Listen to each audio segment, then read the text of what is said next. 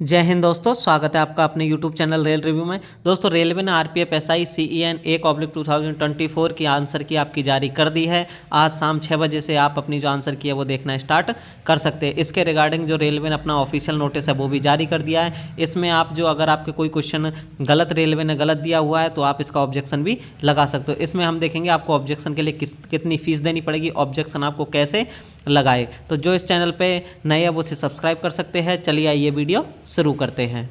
ये रेलवे का नोटिस है। Government of India, ministry of railway, railway recruitment board, CEN RPF 1/2024 for recruitment of sub inspector यानी SI के लिए। Viewing of CBT question paper response and answer key and raising of objections if any question या option की। यदि आपको किसी में मतलब कोई प्रॉब्लम हो तो आप उसके लिए ऑब्जेक्शन भी लगा सकते हो। The computer based test for the post of sub inspector CEN RPF 1/2024 was conducted from 2/12/2024 से 13/12/2024 तक आपका जो है CBT 1 हुआ था RPF SI का। In order to enable candidate who appear in the CBT to view their question paper response and answer key, a link will be provided on the website RRB which will be activate from 17/12/2024 18 यानी 6 बजे, शाम के 6 बजे से 22/12/2024 आपको रात के 12 बजे तक। 17 तारीख से आप अपनी जो आंसर की है शाम के 6 बजे से, और 22 तारीख तक आप रात के 12 बजे तक आपकी जो आंसर की है वो देख सकते हो। After viewing the detail objections if any regarding the question options and key can be raised by the candidate for which the time schedule fee and procedure is given below. यानी नीचे जो procedure दिया गया है इसके according यदि आपको किसी भी क्वेश्चन में ऑब्जेक्शन है तो आप अपना ऑब्जेक्शन लगा सकते हो। अब इसमें आपका क्या दो ये है आपके viewing of question paper response key and raising of objection against the questions options and keys and online fee payment. यानी आप जब आप क्वेश्चन पेपर में अगर आपको किसी प्रकार की कोई प्रॉब्लम हो किसी क्वेश्चन में और आपको उसके रिगार्डिंग ऑब्जेक्शन लगाना है तो आप 17/12/2024 18 यानी शाम के 6 बजे से आप वो भी लगा सकते हो। Closing of the viewing of question paper objection raising and payment window यानी लास्ट आप 22/12/2024 रात के 12 बजे तक यदि आपको किसी क्वेश्चन में किसी प्रकार का कोई ऑब्जेक्शन है या आपको आपकी आंसर की देखनी है तो आप लास्ट 22/12/2024 को रात के 12 बजे तक आप देख सकते हो। इसके लिए आपको the prescribe fee for raising objection is 50+ applicable bank service charge, यानी आपको प्रत्येक क्वेश्चन के लिए आपको 50 रुपये जो है फीस लगेगी। यदि आपने 4 क्वेश्चन में ऑब्जेक्शन लगाया तो इसके लिए आपको एक क्वेश्चन के लिए 50 यानी 4 क्वेश्चन के लिए आपको 200 रुपये की फीस देनी पड़ेगी। इसी तरह यानी जितने भी आप क्वेश्चन लगाओगे ऑब्जेक्शन लगाओगे उतने ही क्वेश्चन के लिए आपको ये 50 रुपये लगेंगे। In case the objection raised is found to be correct, the fee paid against such valid objections shall be refunded। यदि आपकी जो फीस यदि कोई क्वेश्चन जो आप जिसका आपने ऑब्जेक्शन लगाया अगर वो सही पाया जाता है तो आपको 50 रुपये जो आपकी फ़ीस लगी थी वो वापस कर दी जाएगी।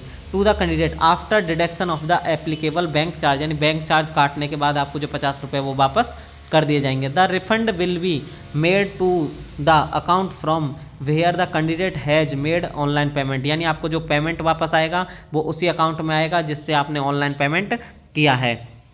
अब आप ऑनलाइन पेमेंट किससे कर सकते हो? डेबिट कार्ड, क्रेडिट कार्ड से, UPI, नेट बैंकिंग से। लेकिन अगर आपका जो आपने ऑब्जेक्शन लगाया वो अगर सही नहीं हुआ तो रेलवे आपको जो रिफंड है उसको वापस नहीं देगी, आपके जो 50 रुपये वापस नहीं आएंगे। मान के चलिए आपने 4 क्वेश्चन का लगाया जिनमें आपके 200 रुपये कटे, 2 क्वेश्चन आपके सही पाए गए तो इसमें आपको 100 रुपये वापस कर दिए जाएंगे 2 क्वेश्चन के, और जो 100 रुपये है वो काट लिए जाएंगे जिनमें आपका जो है ऑब्जेक्शन सही नहीं मिला है। प्रोसीजर फॉर रेजिंग ऑब्जेक्शन, यानी ऑब्जेक्शन लगाने का आपका प्रोसीजर क्या है? The detail procedure will be necessary guideline will be available in the link provided on the official website of RRB, यानी RRB की जो ऑफिशियल वेबसाइट है उस पर आप जो प्रोवाइड की गई है। Candidate are advise to raise objection if any well before the final date and time 22/12/2024 रात के 12 बजे, after which no representation from the candidate on the question options key ETC will be entertain, यानी इसके बाद आपको अगर किसी question में किसी प्रकार की कोई प्रॉब्लम है तो आप ऑब्जेक्शन नहीं लगा सकते। और दूसरी बात ये भी है कि यदि मान के चलिए आपका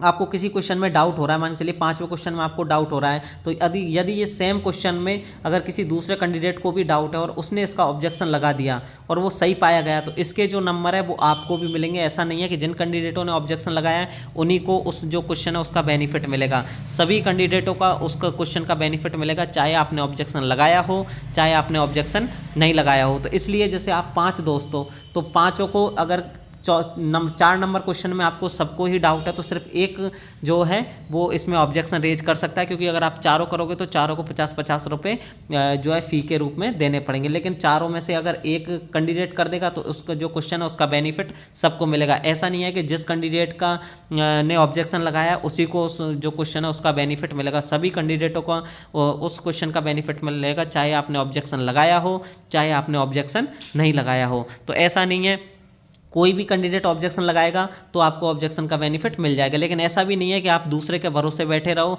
और आपका जो क्वेश्चन है उसमें किसी ने ऑब्जेक्शन नहीं लगाया और आपको उसका नुकसान हो जाए। लेकिन अगर आपको कंफर्म पता है कि किसी जो क्वेश्चन है उसका किसी दूसरे कैंडिडेट ने अगर जो ऑब्जेक्शन लगा दिया है तो ही आप उस क्वेश्चन को ऑब्जेक्शन नहीं लगा सकते हैं। लेकिन अगर आपको कंफर्म नहीं हो कि किसी ने ऑब्जेक्शन लगाया नहीं लगाया तो आपको उसके रिगार्डिंग ऑब्जेक्शन लगाना पड़ेगा, नहीं तो आपको उसका नुकसान हो जाएगा।